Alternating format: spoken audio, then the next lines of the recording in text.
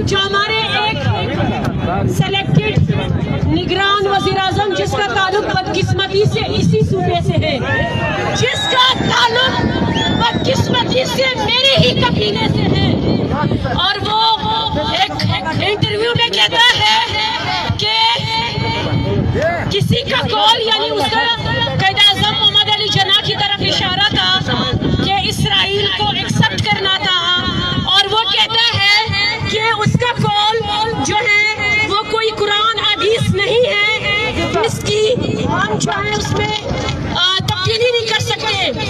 मैं उसको ये बात बताना चाहती हूँ, क्या क्या जो 9 मई का वाक़या जो आप लोगों ने सुन के हमारे कान पक गए कि 9 मई की मज़म्मत करते हैं, उसी में जहाँ उसी जिन्ना के औस पे जो हमला हुआ, तो वो भी कोई खाना काबा नहीं है, वो भी कोई मदीना शरीफ नहीं है।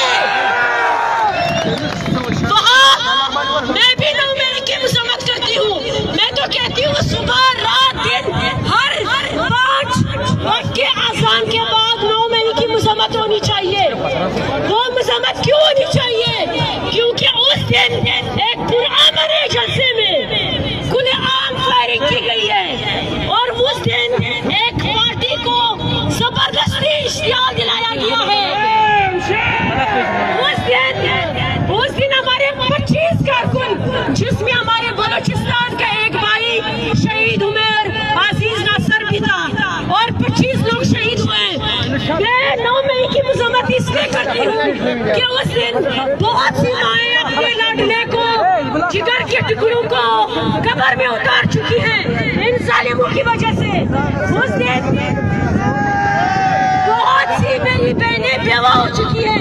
मैं इसलिए 9 मई की मज़म्मत करती हूँ, और खुदारा मैं जितनी भी हमारी इंतजामिया है, हमारा स्टेट है, आप लोग भी, ये मुल्क भी हमारा है, आप लोग भी हमारे हो।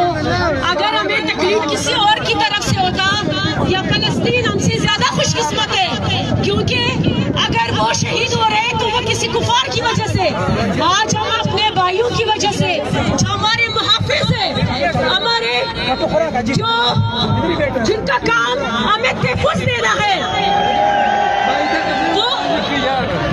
हमारे पाकिस्तान तहरीक इंसाफ के मरकजी रहनुमा जलील मरवत साहब पहुंच गए। एडवोकेट जलील मरवत साहब, आप सब भरपूर तालियों में इस्तकबाल करें जलील मरवत साहब का। और दूसरी बात मैं ये करूंगी कि 9 मई के बाद जो हमारे खान साहब से लेकर जितने लोग जिब्रन उठाए गए हैं, और जो इस वक्त अंडरग्राउंड है, तकलीफ में है, अपनी फैमिली से दूर है, अपने कारोबार से हाथ धो बैठे हैं, मैं उनको भी सलाम पेश करती हूँ, जिसमें हमारे सूबे के लोग हैं। मशीन डिस्ट्रिक्ट सर वक्त में ये पिंडाल सजाया, इसके साथ जो हमारे क्वेटा डिवीजन कैबिनेट, इसी तरह मेरे जितने भी बहन भाई जिस इलाके से आए हैं, उन सबको मैं सलाम पेश करती हूँ, और आप सबका शुक्रिया अदा करती हूँ कि इतने मुश्किल हालात में आप लोगों ने जो मुश्किल फेस किए, और आप लोग यहाँ तक पहुँचे हैं, और खौफ के बुत तोड़ के आप लोग यहाँ आए, उसके लिए मैं बहुत मशकूर हूँ। मैं यहाँ पे 3-4 बातें करूँगी। सबसे पहले जो ये लेवल प्लेइंग फील्ड की बातें हो रही हैं, आप लोगों ने देखा कि एक जगह जो है नूनी या कोई भी जलसा हो, उसके लिए किराए से बाकी सूबों से लोग लाए जाते हैं, बाकायदा उनको पेमेंट इंतजामिया जो है वो इनको पेमेंट करती है किराए के लोगों को, और एक जगह लोग जबरदस्ती, और एक पार्टी जहाँ लोग अपनी खुशी से खौफ के बुत तोड़ के यहाँ आते हैं, उन पे FIR दर्ज होती है, इन पे सामने फायरिंग की जाती है। क्या ये मुल्क में आप इसको लेवल प्लेइंग फील्ड कहते हैं? शर्म आनी चाहिए। और दूसरी बात मैं ये करूंगी कि यहाँ पे दूसरी बात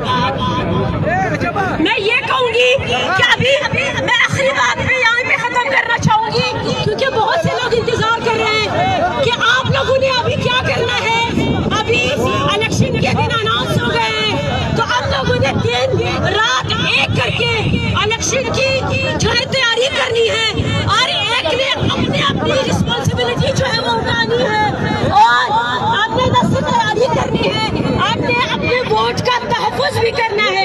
मैं एक दफ़ा सबको सलाम पेश करती हूँ और मैं यहाँ पे खसूसी मेहमान सालार काकड़ जो हमारे जनरल सेक्रेटरी हैं और बाकी यहाँ पे बारी काकड़ साहब है, मैं उनका शुरू में नाम लेना भूल गई हूँ, तो आप सबको जो है मैं खुशामदीद भी कहती हूँ, सलाम भी पेश करती हूँ। बहुत शुक्रिया, बहुत शुक्रिया।